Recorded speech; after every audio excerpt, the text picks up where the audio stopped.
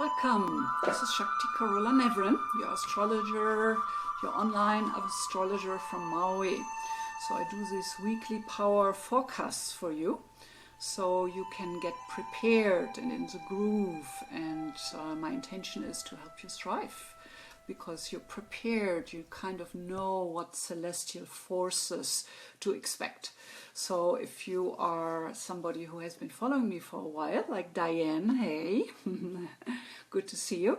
So if you listen to the recording, you have the option to scroll forward here, so you don't get the introduction again.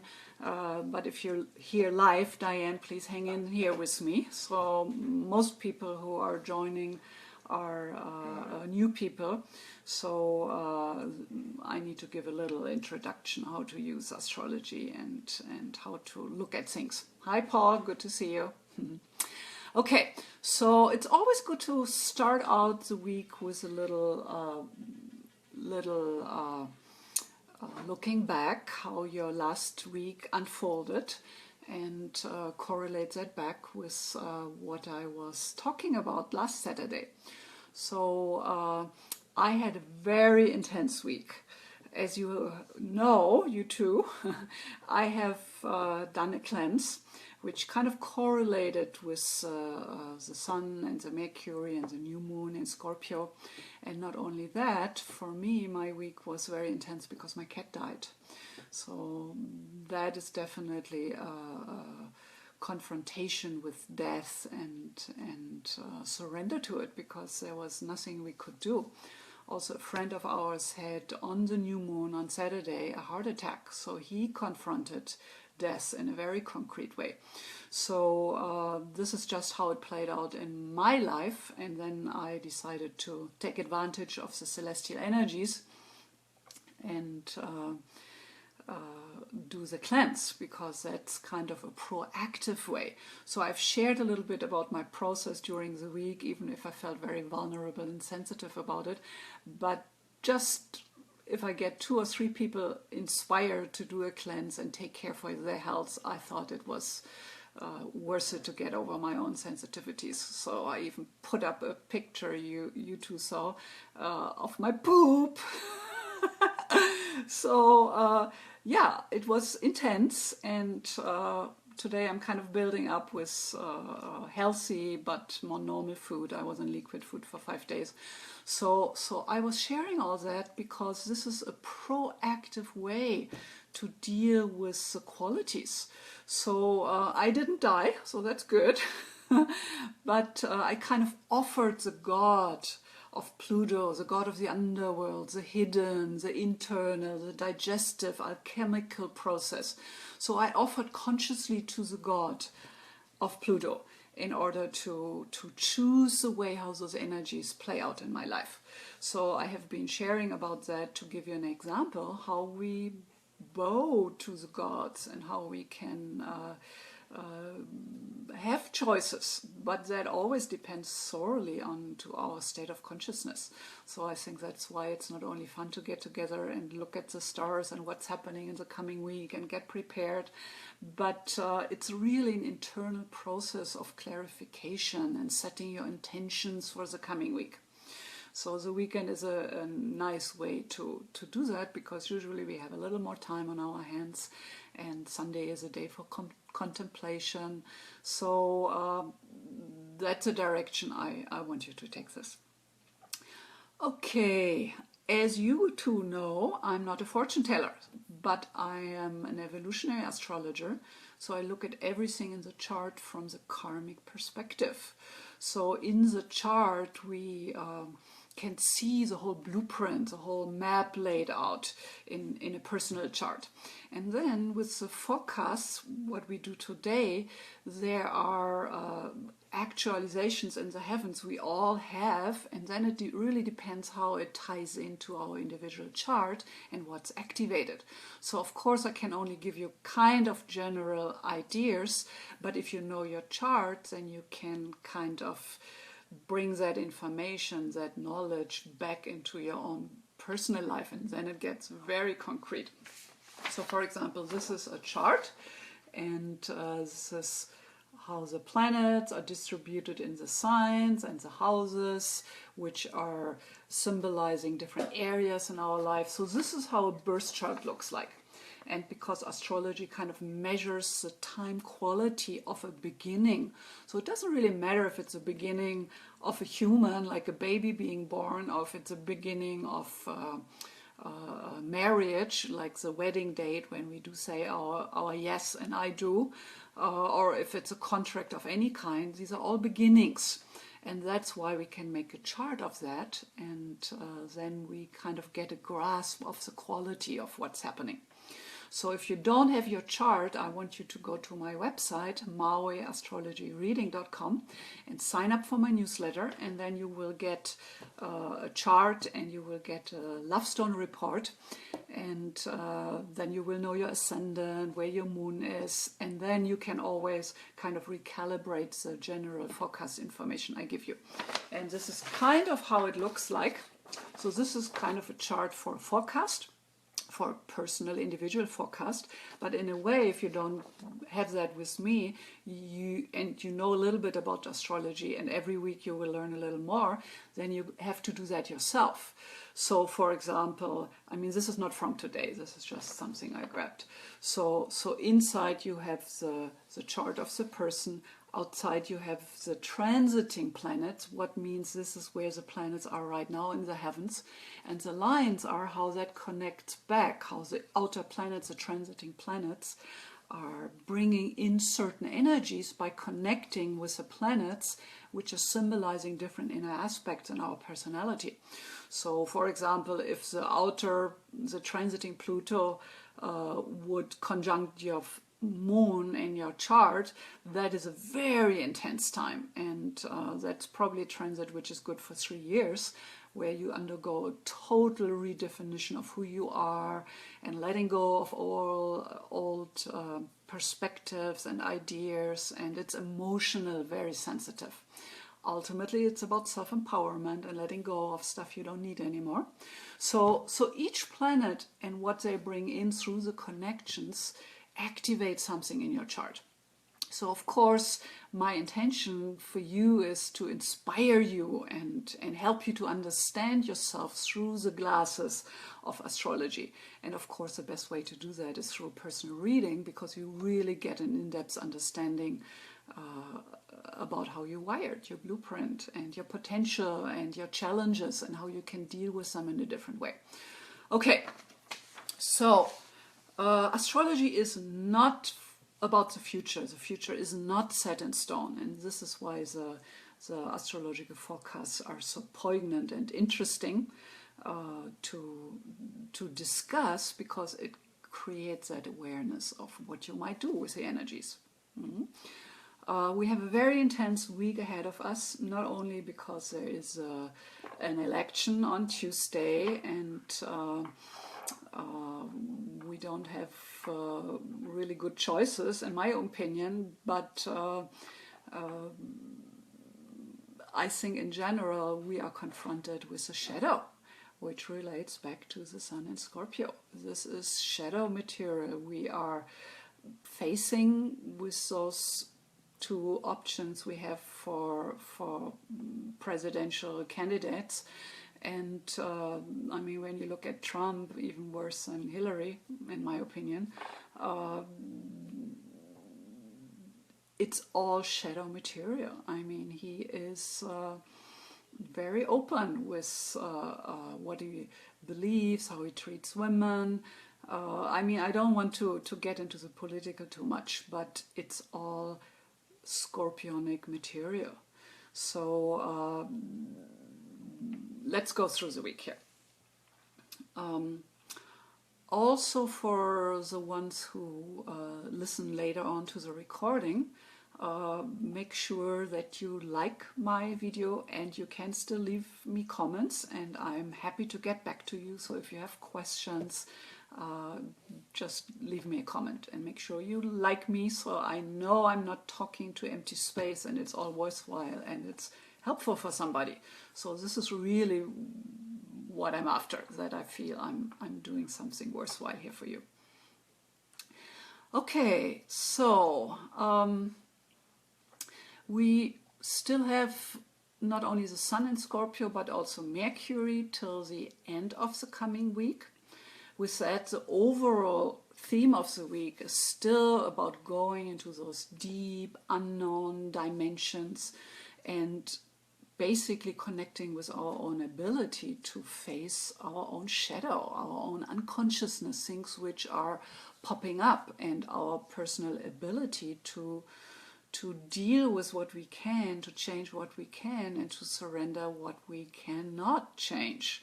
So death is definitely the ultimate situation where you have to let go. You can't conquer death. If this is your time to go, then the best action is to really let go into the flow of things. So I have talked about before that whenever we have intensity in the celestial perspectives, it's very helpful to develop that inner witness function and that mindfulness. And mindfulness is really that you are aware of your thoughts, of your emotions, of your reactivities. And just by being aware, it creates a spaciousness, and you're not totally. And when you're not identified, then you have this moment in time where you have a choice. Do I want to react this way or the other way? So the overall theme for the month with the Sun in Scorpio and still for another week with Mercury in Scorpio, it's all about transformation and transmutation of everything what's inside there, down in our belly, in our intestines, in the hidden dimensions. And believe me, we have a lot of attachments to things we have stuffed down and we don't want to look at. So I think that's really the overall theme of this week, that things will boil up, maybe quite violently in the coming week, with Mars shifting into Aquarius, the sign of the rebel, Mars the warrior. So we have very harsh, potentially violent energy there. So I'm really curious how this will pan out. But ultimately, the high-end option of dealing with those forces is to always, in our personal PowerPoint, do what we can do. That might mean to go voting. It might mean to develop our heart quality, our ability to love ourselves, our kindness of dealing with each other. So how we act and behave in our personal life and with other people, this is really our place of power. This is where we can change the world. And if we all develop that kindness and that witness perspective, we would live in a different world. And hopefully at some point we will live in a different world. Because ultimately, as humankind, we have to make choices. We have to step up into a more evolved perspective and conscious way to be in the world. And just to be in the world from our ego perspective only gets us so far. So I do believe we can only survive if we develop those qualities. So of course it all starts always with our ability to love ourselves. And therefore we will talk later about the gemstones which will help us with that, which is a rose quartz today. So you have to hang in there and I get to that. Okay, so Mars enters Aquarius on the election day, but in the evening. So therefore it might not be so prevalent for the mainland. I mean, we are so behind here on Maui, and it's in the evening Pacific Standard Time. So it seems like more like after the election there's going to be a lot of potential violence and uproar and reactivity. So I would imagine people go onto the street and there's going to be things happening. A lot of reactivity is going to be there. Then Venus steps into Capricorn this week. Mercury shifts into Sagittarius on Saturday. And then we have the moon. Usually the moon is so much faster, about 2 days, every 2 days the moon shifts into a new sign. And moon astrology is fast, but it doesn't mean it's less important, because it just doesn't last as long as a Pluto transit. But in the moment there's an emotional charge there. So it's very helpful to know through which sign the moon is going every given day, because that way we get more distance and awareness of emotional material and pattern and reactivity. And it's also a way to not take things too personal, because ultimately we all are impacted. And then of course, depending on like moon enters Aquarius tomorrow, if you have planets in Aquarius or your ascendant in Aquarius, then all those planets will be activated. So that's why I really want you to have your chart so you can follow along. Okay, so moon enters Aquarius tomorrow, then it will go into Pisces, Aries and Taurus throughout the week. So that's always an interesting shift, because Aquarius and Pisces are the two last signs of one circle of evolution, of one circle of moon, emotional awareness and maturation, which is happening throughout the months. So Aquarius and Pisces kind of conclude something, integrate something. And then Aries is like starting the new cycle, starting with a spunk, with lots of energy and fiery and passionate, or reactive and violent and angry. And that's what actually scares me the most with Trump, that he has Mars on his Leo ascendant. So, I mean, this is a very angry and aggressive and violent person. So, well, shadow material. And then the moon is going into Taurus. Taurus, earthy, grounded, taking a deep breath after all that energy, starting out with the moon in Aries. So that's kind of the emotional undertone for the week. So also I want you to know we still have 3 planets retrograde: Uranus, Neptune, Chiron. But this month Neptune is gonna turn direct again and will be stationary on the 20th. So Neptune as a mystic, Neptune as an opening to the ocean consciousness, the higher consciousness, all that is. So when Neptune goes retrograde, there will be a deepening. That's a high potential of Neptune in its own sign in Pisces. So deepening, a revisiting of our spiritual perspective, of our consciousness and how we hold things. And when it stations, it's going to be really strong. So we're going to discuss that in more in depth next week. Okay, so let's go through the days. Remember, you guys, you can ask me questions. Hi Sheila, good to see you. So yeah, I'm gonna read it after I go through the days there. Okay, so today we have kind of an intense day. Moon conjuncts Pluto and squares Uranus. And yes, those Pluto, Uranus, Mars connections, which are the most volatile connections with the moon, they happen quite often.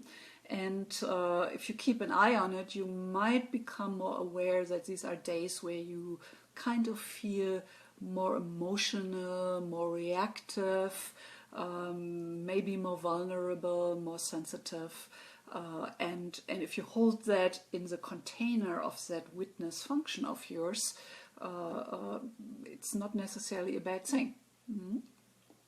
But on the low end side of things, there's more reactivity, more anger, confronting people, or people are confronting you. So it's kind of a spicy day today. Sunday, tomorrow, Moon conjuncts Mars. So again, Pluto, Uranus, Mars connections are kind of more volatile. So Mars the warrior, Mars life force energy, Mars high end is our passion, how we are able to take charge, to move forward, to really take action steps towards our intentions and visions. So tomorrow actually is a day where on the high end you can really deeply connect with something you are really passionate about. Then you kind of bow to the god, then you bring something proactive into the field. So also Mars, Moon steers things up inside of you. So again, that might make you feel more vulnerable, more reactive. Maybe you pick a fight with your loved one. So just pace yourself today and tomorrow. There is that low-end possibility in the air, in the possibilities. Also tomorrow, Moon enters Aquarius at 5:55 a.m. Pacific Standard Time. It's a good time, huh? And Aquarius is the sign of the rebel, the revolutionary. So with that, the emotions are with our way of feeling, we feel more rebellious. We want to make a difference. We want to break some rules. So I expect there's going to be quite some waves happening in the political landscape, and I can already tell on Facebook there is a lot going on. So emotionally we will feel very identified maybe with our perspective, and only our perspective is the right perspective, which of course there is no ultimate truth. So it's always good to remind ourselves there is no ultimate truth. There's always a way how we can tap into the ocean consciousness and how we are able to tap into a higher perspective and consciousness. So the moon in Aquarius invites us to do that. Then the Monday, moon square to the sun. Remember, the moon represents our inner world of feelings, our emotional filter to the world, how we bring in reality. And reality is really always how we perceive it. There is no objective reality. I watched this documentary the other day about how the brain really creates reality and even changes colors and forms of things you're looking at. So that's a really good thing to remember, that we are living in a very subjective world. And of course the outer world is always representing and mirroring back our inner world. So when the moon representing the inner world is squaring, which means it's in friction with the sun, which is symbolizing our consciousness, our way of consciously perceiving the world, then we could say the belly is in conflict with the head, with the mind. So that might make for a very uncomfortable day, because our emotional body kind of perceives different and wants something different and feels different than what our consciousness perceives and wants to do. So that's good to be aware of for Monday. Okay, Tuesday is a big day, election day. And I have looked at both charts of the presidential candidates, and they both scare me. But nevertheless, I do believe Hillary is a better choice than Trump. But with the moon entering Pisces on that election day, I do believe there is a lot of confusion there for people. A lot of veils people are not able to look through and gain clarity. And also in the evening, Mars enters Aquarius, the rebel. So there might be a lot of misguidance and confusion and chaos in the streets. and potentially violence. I mean, you know, I'm not a doomsayer. I always like to look at the choices we have, but potentially Tuesday is a very interesting day. Okay, so Mars in Aquarius for us personally means, depending on where it is in your chart, it's really about doing things differently, taking charge, breaking some rules, coming to that place of breakthrough to a new level of consciousness and perspective. And whenever Mars is concerned, a good way to deal with Mars high end, so we don't feel victimized and go the low end road of violence and abuse and aggression, then one good way to do Mars is to act, to do action steps, to move the body, to exercise. So if you can do that on Tuesday, it definitely will help you to feel better. So go for a walk, go for a run, surf in the ocean if you're on Maui. So these are good ways we can really help our own selves there. Wednesday, the 9th, Moon conjuncts Neptune.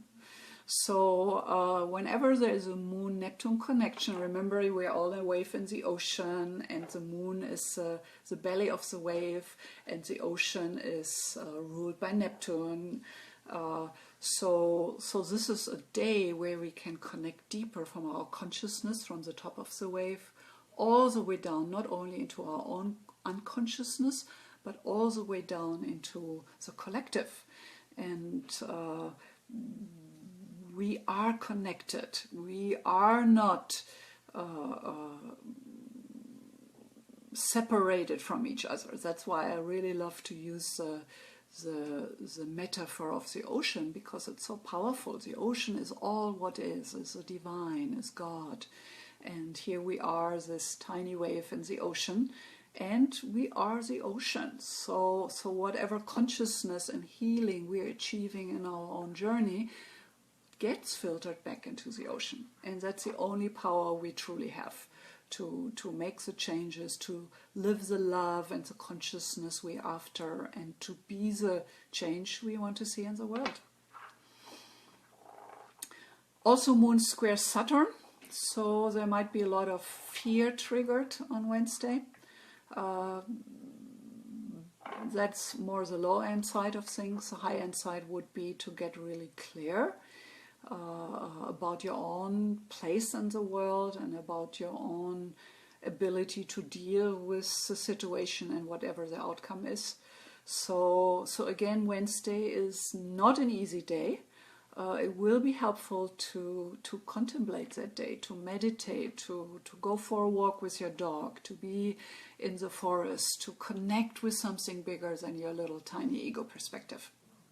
So for me, it's always helpful when I do that. Thursday, Moon conjuncts Chiron. Moon squares Venus and enters Aries at 5:45 p.m. Pacific Standard Time. So the Moon conjuncting Chiron is an invitation for healing, personal healing, healing you can do. So that's always a very empowering realization that you do have choices. You have choices what you eat, if you exercise, what you feed into your consciousness. So we do have choices to lead a halfway healthy and empowered lifestyle. And when the Moon squares Venus, Moon, the divine mother, the inner feminine, squares Venus, the goddess of love. So that's kind of an activation in the field of relationship. So relationship will come more into the forefront on Thursday. So if there has been something on your mind and on your heart in your relationship, put it out. Communication is a crucial asset and skill in your relationship to keep it going. And there are actually teachings out there, the nonviolent communication or compassionate communication, it's called, where they teach you how you can communicate in a way with your partner or people in your life that they really get you, and you express your own feelings and your own perspective without necessarily expecting the other to totally agree or to attack the other because you want them to change their mind, but to present your own feelings, your own thoughts in a way which creates a space and a place for the other to really react to it without feeling attacked. So if you feel like you have challenges of communication in your relationships, that's a good thing to do, and to really pay some attention. How can you fertilize and nurture your relationship? And I mean, we learn so many things in school, but we don't learn about communication. Wouldn't that be great if we teach our kids how to communicate in a respectful and loving and kind way? So, because we didn't learn it in school, we have to go and have our own resources and keep learning and evolving and growing that way. So Moon square Venus on Thursday invites us into that.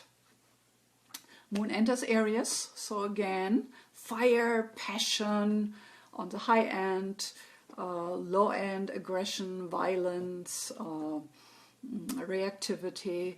So it's kind of in the evening, so the main thrust we're going to have the next day. It's always good with the moon in Aries to really reconnect with what really our intentions are.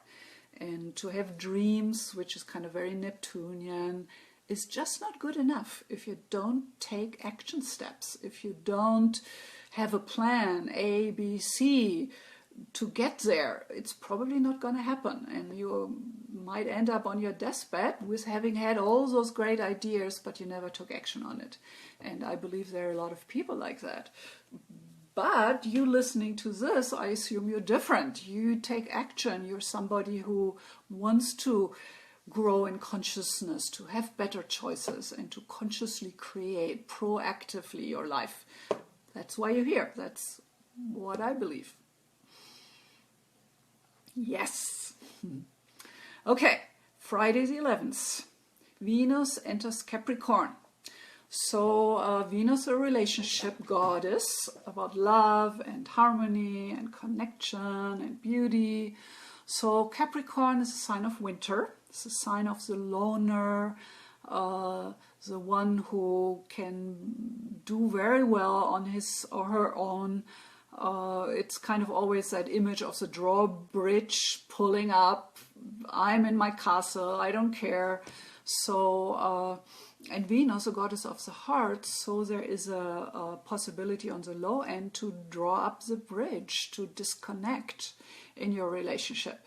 And on the high end, possibilities of things is you get very clear. You get really clear what you want and what you get in your relationship. So it's either a good time to have that relationship talk, which you have been ignoring, that it was coming into your awareness that there's something you need to talk about. So Capricorn is really kind of about clarity, focus. So that's why crystals are connected with Saturn and Capricorn, because they really symbolize that clarity. So all the crystals, the rock crystals you see in crystalline form, they kind of start out cloudy. Let me see here. No, that's not a good one.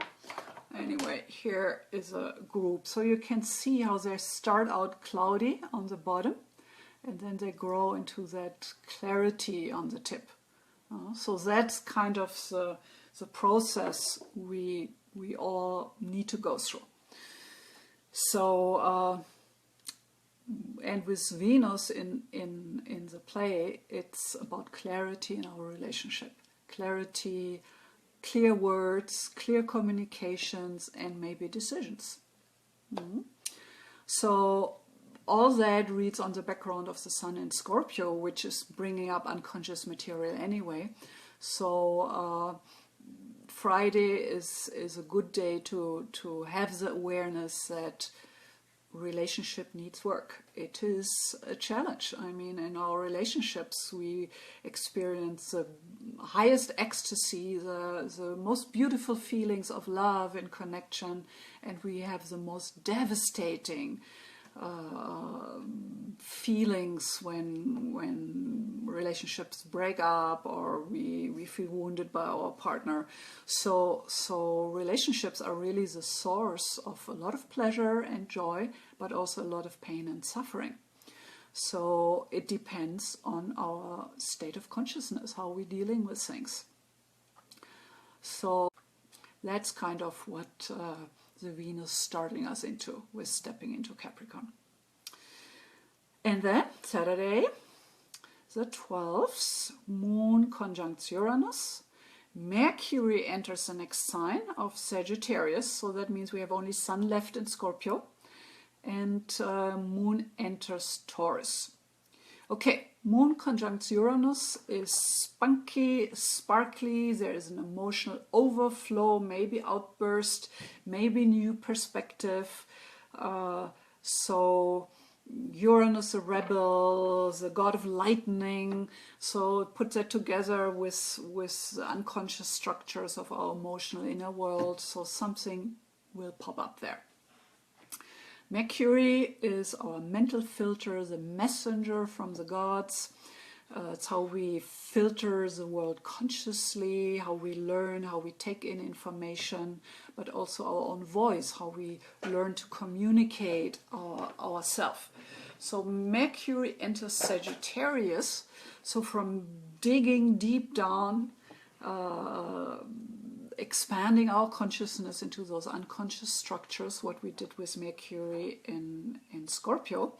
Now Sagittarius, fire sign, ruled by Jupiter, we expand, we will feel more optimistic. So I would say also with the moon entering Taurus, that on Saturday we kind of take a deep breath after this week and feel more settled down and relaxed, and take a deep breath with sitting with our cup of tea in the garden. So I think Saturday, later in the day, we will have more kind of a calmness coming in. And I do believe after this week we will all need that. So keep your head on and just strengthen your own point of power. Just do what you can do. And the gemstone of the week might be used as a focal point. So I have a rose quartz for you. It has kind of micro crystals, that's why it comes like that. I have a really nice big chunk, so I love my rose quartz. And here's a rose quartz ball, and this is a really high quality. It's almost translucent, and if you have a sunlight onto it, you can even see a star on it. So this is a very special one. And I've done a lot of meditations and things with this one. Right now it sits on my Buddha, in the lap of the Buddha. So rose quartz is the gemstone for the lover. Rose quartz is Venus, is Moon, is Jupiter, and Mars. So all red stones have a Mars component. As being the stone for self-love, this is a wonderful stone to help us weather this turbulent week and start with a consciousness of self-love and what can I do to help myself to make it through the week. And it's a wonderful stone to meditate with and put it on your heart, or having this chunk sitting in front of your computer, somewhere where you're still in the field of it. I have a lot of stones laying here in front of my computer. Let me show you. So I have always stuff here I'm playing around with. So also having gemstones in front of your desktop helps you to eliminate or weaken the electromagnetic field the computer creates. So The rose quartz is a wonderful stone to really nurture your own heart, to really find that place of compassion for yourself and gentleness. And I do believe we all brought up to kind of walk over our own heart. I mean, there are always duties and things we have to do and take care for, no matter how we feel and no matter what we want. Often it doesn't really matter. So rose quartz is really that energy we can give our own self to be gentle and remind us that kindness and love really starts with our own self and our own ability to create that frequency. And that, again, if we are the wave in the ocean, if you love yourself, if you are gentle and kind and take care for yourself, you are not part of the problem. You're part of the solution, and you're going to feed back into the morphogenetic field, the ocean, all that is. So the rose quartz is really a wonderful stone this week to have in your pocket, to meditate with. I'm going to have this one, because it's so small, under my pillow at night, to just stay in the energy. By the way, when I was still in Germany, I had a mother come to me, and her baby was crying a lot. So what I told her, not to put a gemstone in the crib, but to have a bigger piece of rose quartz and put it under the mattress. So, and the kid stopped crying at night. It was like a miracle. She came back and shared it and was so happy about it. So this is a stone, besides the crystal quartz, we can even bring into the fields of our children.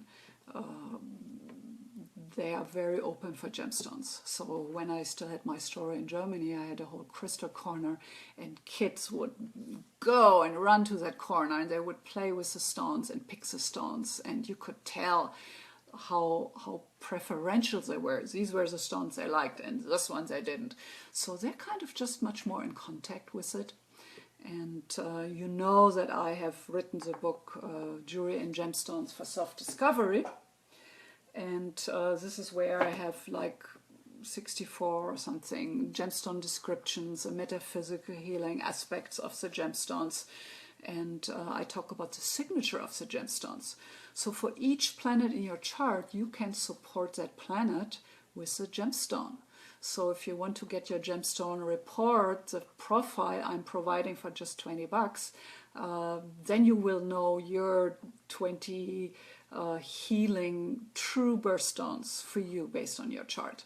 And if you know a little bit more about your chart, then you know, okay, I want to support my moon this week.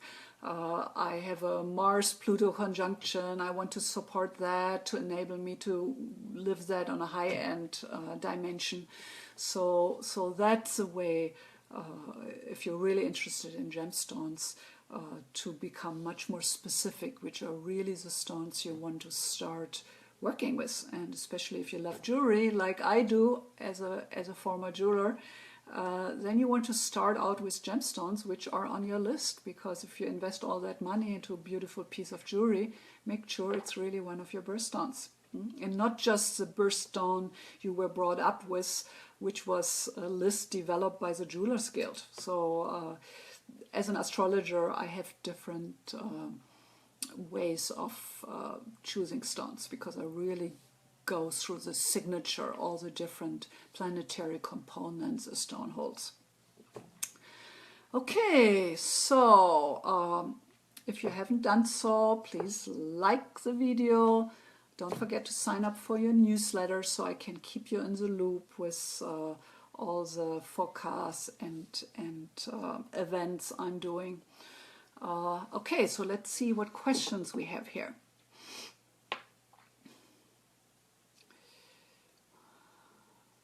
Yeah, no good choice of candidates, I agree.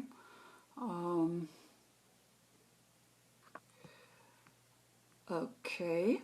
Paul asks if it's good to have selenite with rose quartz to keep energies fresh when you carry them around. I actually don't have experience with selenite, Paul. The gemstones I worked with were mostly I used as a jeweler. So there are some stones which we don't use in jewelry commonly. I don't have any experience with, so I don't know about selenite. But I would say that rose quartz alone is a very powerful stone and doesn't really need any strengthening. So yeah, let me know how the week is going for you. If you don't have any more questions, my dears, we call it a wrap. Okay, it seems like oh, there is another one. Yeah, that's a good intention to hold, Diane. Learning how to communicate, taking action, that's really your power point this week. And that set point of kindness and self-love. If you just remember this from the talk today, that will get you through the week. Okay, my dears, keep me posted, shoot me comments, let me know how you're doing throughout the week. And I wish you a good week no matter what, and it is in your power to make it that. And thank you. Yeah. All right, my dear. So namaste and aloha, as we say here on Maui. Come join me next week again. I'm gonna do a full moon video the coming week. Let me see when that will be.